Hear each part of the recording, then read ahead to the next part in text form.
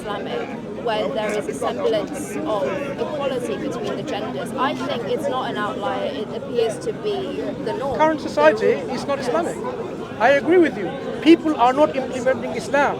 So we should, to give you an example, so we have a brilliant highway code that is modified and improved to a point where we want to make our roads safe. And then we find certain outliers messing around with the highway code, driving the other way, not stopping at the red light.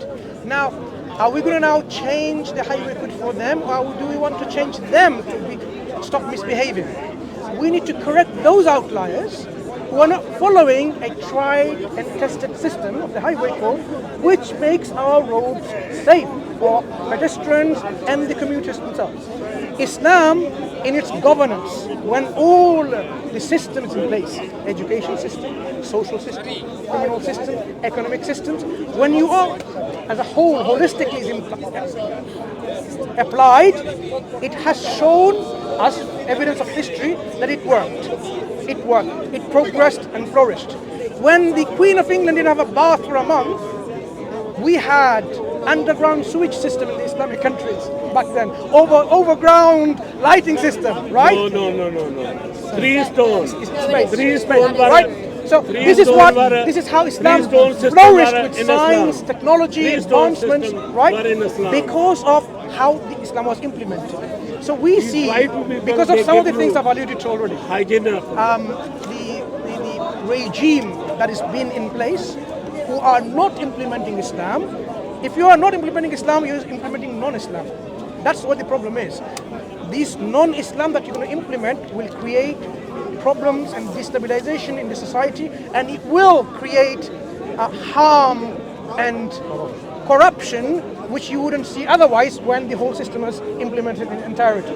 So we are struggling as Muslims to remove this oppression from our lands, from our ruling elites in the systems, to bring back Islam in its place. Because at one point, to give you an example, the 5th Caliph Abdul Aziz, he was trying to give charity, zakat, charity, to poor people, and he couldn't find people to give.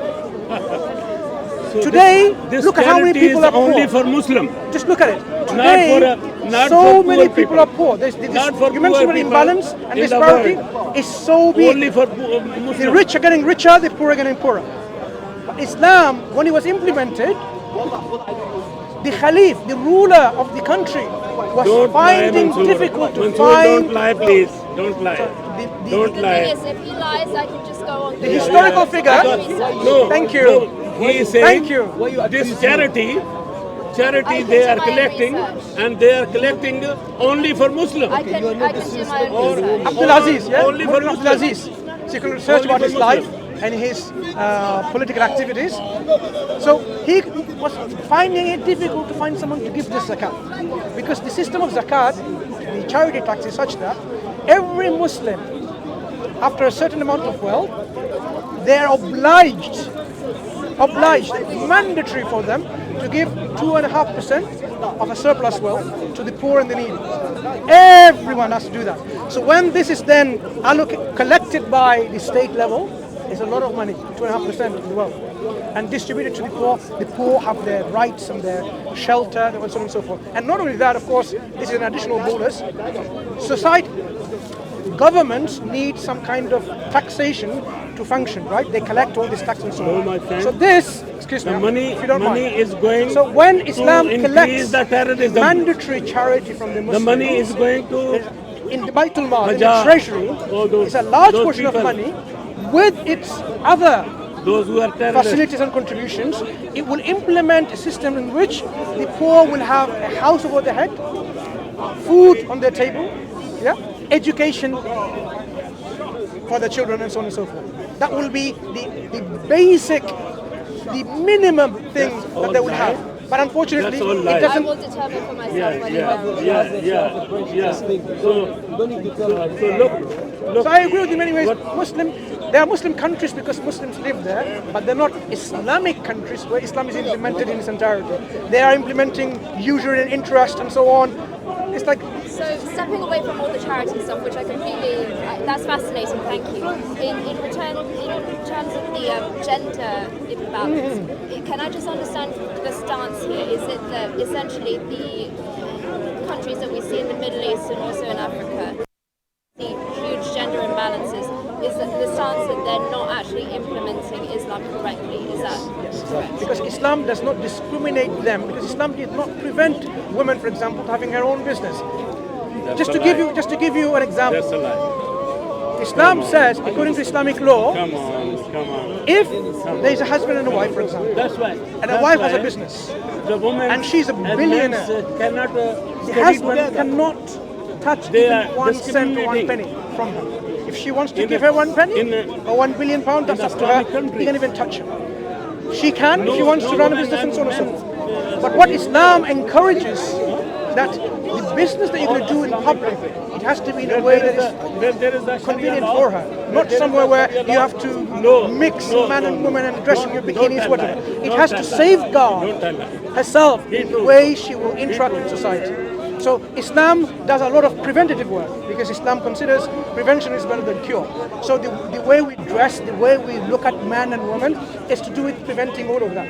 So as an economic entrepreneur and so on, she can be if she wants to. But if she doesn't want to work, she doesn't want to study, she wants to do self-study, whatever, she wants to live in the house and she says, provide me all of that. I need X, Y, Z. I need this, I need that. The man, the husband, has under the obligation to provide her all of that. The man has to provide her and make her happy with, if she wants, like, I don't like this house, give me another house, you've got money. Well, he's under the obligation, because that's how he's going to make her happy. So the man is the one, that responsibility, additional responsibility of maintaining, supporting, taking care of the woman. But the woman, if she doesn't want to, she doesn't have to work. So that sounds pretty unequal to me. I think there should be more rights for men. No. She doesn't. No, Islam considers man and woman Muslim are girls geared and differently. boys, they study Islam together. considers the reality of their makeup. Woman can multitask, man cannot. So you cannot just praise a man saying, yeah, you're better than women. No, you're not better than women in multitasking. Women are. So you have to give the right words due.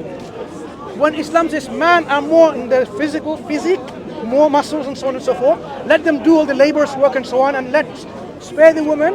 You can't say this is imbalance, because that's how it seems to be fair, because of their physical makeup and their psyche and why they so on. can't study Islam together? takes into account that differences. So that's why we say, why they can't study in general, Islam seems to agree with equality, but in case one step further, it says no. It goes over and says no. Equitable treatment. So, you know about equity? The seat in the bus, you and I are there, and he's an old man, he can't stand. Equality means, if I got it first, I can sit. I don't have to stand up. But equity means he deserves to be on that seat. So Islam gives you equitable treatment to men and women and so on and so forth. Subhanallah. Where? Thank you very much. That was very What's your name? insightful. Tilly. Tilly, nice talking to you. My name is Mansur. I don't shake yeah, of hands. course. Oh, But look at this. physical touch. Discrimination You would agree why? Discrimination here. Why we don't? Discrimination here. Discrimination. It's not. It's That their is religion.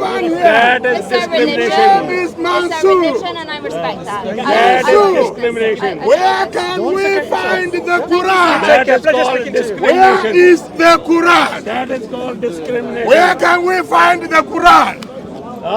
Show the Quran to all Muslims here. Mansur, where is the Quran? Where is the Quran? These lies are up to here.